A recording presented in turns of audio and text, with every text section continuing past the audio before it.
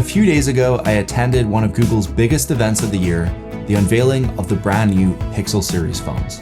It's officially been 10 years since Google launched the Pixel, and they even had like a little display with all the different Pixels from Pixel 1 all the way up to Pixel 10, which was pretty interesting to look at. So the devices they unveiled were the new Pixel series phones, as well as the Pixel Watch 4 and the new Pixel Buds 2a, as well as a refresh to the Pixel Buds Pro 2. So first up, let's talk about what everyone wants to hear, the brand new Pixel phones. So they brought out 4 new models of phones: the base model Pixel 10, the Pixel 10 Pro, Pixel 10 Pro XL, and the Pixel 10 Pro Fold, which by the way is the world's first IP68 water and dust resistant foldable.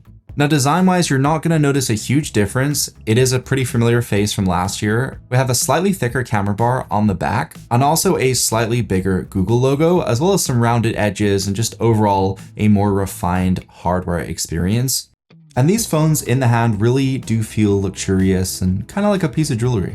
One thing I didn't expect going into the event, but I'm really glad Google did with this phone, is bring in the new Pixel Snap charging system. Think MagSafe, but for Android. It's technically the new Qi standard, so I hope more phones adopt this and actually implement this. But I'm sure you all know what MagSafe is. It's the circular array of magnets on the back of the phone that allows you to attach various different accessories as well as charge your phone wirelessly. And I'm actually pretty stoked for this. Apple really did create a market out there for these accessories, and so there's a lot out there. There's a lot of different companies making MagSafe products. And the cool thing is now all the Pixel users can make use of those, which is just great. And by the Pixel adopting this, I'm assuming more phones are also going to adopt this, and we're going to see likely more MagSafe products out there, or Pixel Snap. One thing to note though is only the XL phone gets Qi 2.2, slightly faster 25 watt wireless charging, whereas the standard Pro model still has the slower charging from before. So taking a look at the hardware changes on this phone, like I mentioned, there's not much difference. One thing you will notice is there are now bigger speakers on the bottom of the phone, and you now have dual speaker grills. They've actually moved the SIM card tray up to the top of the phone, and for the US market, they actually completely removed it, so it's now eSIM only, which is a bold move. And then at the top, you also have a larger earpiece speaker as well. So when you're watching stereo content or when you're on a phone call on speaker, it's going to be louder than before. And I think you're going to notice the most difference on this phone when you actually turn on the screen and see how much brighter it is than last year. And considering how much brighter the Pixel 9 Pro was to the iPhone, this just takes it a step further and really does make the iPhone look like back in the Stone Age. So now the screen is going from 3000 nits all the way up to 3300. And yeah, it's easily one of the brightest displays I've seen that's out there. In terms of the battery size, you're getting 4,870 milliamp hours in the regular Pro, and in the XL, 5,200 milliamp hours. Something to note is on the standard Pro model, even wired plugged in, you're getting slower charging than the XL. You're only getting 30 watts, whereas you can actually now get up to 45 watts on the XL. Now I know it's nothing groundbreaking, but it's nice to see, and I'm not all for the gimmicks of like super fast charging. Personally, I just feel like it harms your battery health. So I think one of the most Pixel features out there is definitely the camera. It's what the Pixel's really well known. In terms of the Pro models, they're rocking a pretty similar setup to what we had before: a 50 megapixel main, 48 megapixel ultra wide, and a 48 megapixel telephoto, which now has ProRes zoom up to 100 times. So rather than just going in 30 times like you had before, now you can do 100 times. And what it's actually doing is basically using generative AI to enhance that image. This is 20x. How does it get to the 100x? Oh, yeah, I don't know. Even on the Pro, it's only 30. Yeah. This is a lot of processing. It works pretty good on text though, right? Definitely AI. To figure out what the words are, and then it just like...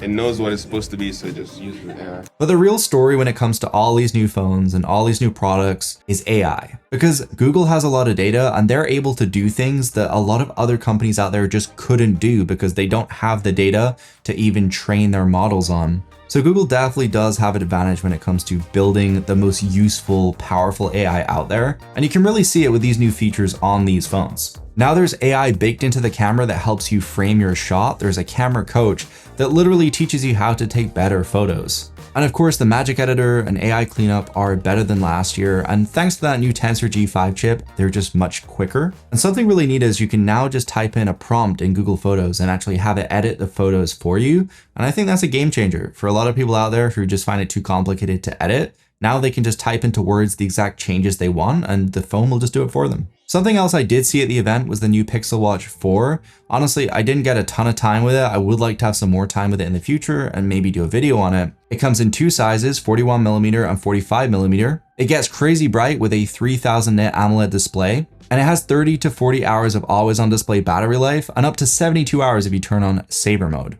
Oh, and something Google announced was you can now get up to 50% battery in just 15 minutes of charging. And the killer feature is they now brought satellite SOS, so you can literally send messages without service. And just a quick one, but in terms of the Google Pixel Buds, Google did announce some updates for their Pixel Buds Pro 2. Adaptive audio will intelligently now adjust your buds to your surroundings. Plus, there's a new loud noise protection feature, which will protect you from sudden loud noises around you. And you can now talk to Gemini when there's loud noises going on around you, such as TV or family, friends, loud crowds talking, and it will still be able to hear you clearly. They also announced some new budget buds, which are the Pixel 2a series. They're a budget pair of buds which can be twisted to adjust the fit. They do come with active noise cancellation, spatial audio, sweat and water resistance. They obviously pack Gemini, and they have up to 20 hours of battery with the charging case, and they only price in at $129, which is actually a pretty good deal. So now let's talk about the ecosystem. That's what really clicked with me from this event. Google's pushing Gemini Live across everything.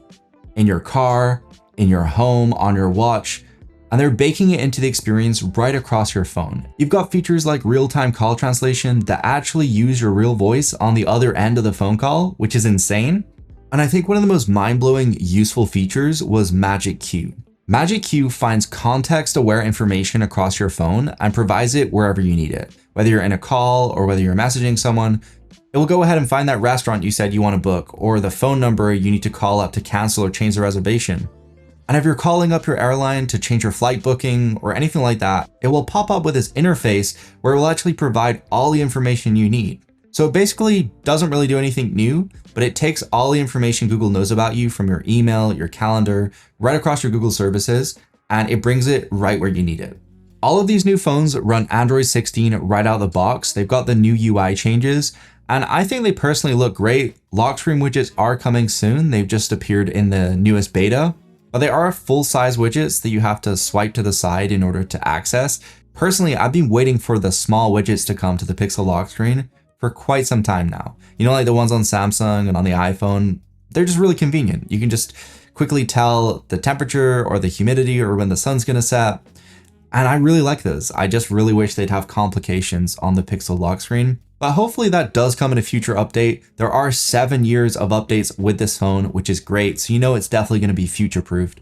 But yeah, I just feel so privileged to actually get invited to events like this and actually get hands-on with the phones and all the new products and just talk to the Google employees, talk to the other content creators and get opinions. It's just super nice and refreshing, and it makes creating content so much easier and so much more fun. So I'm really thankful for this experience. Like, I really have put the work in, so I feel like I really do deserve it, honestly. But it's definitely one of the funnest and most different events that I've watched in quite some time. And if you haven't already, I definitely recommend you go watch it. It's definitely more entertaining than information-based. We're gonna talk about tensor chips. We're gonna talk about IP numbers. To find all the specs, you realistically need to go online and search for them yourself or just watch YouTube videos.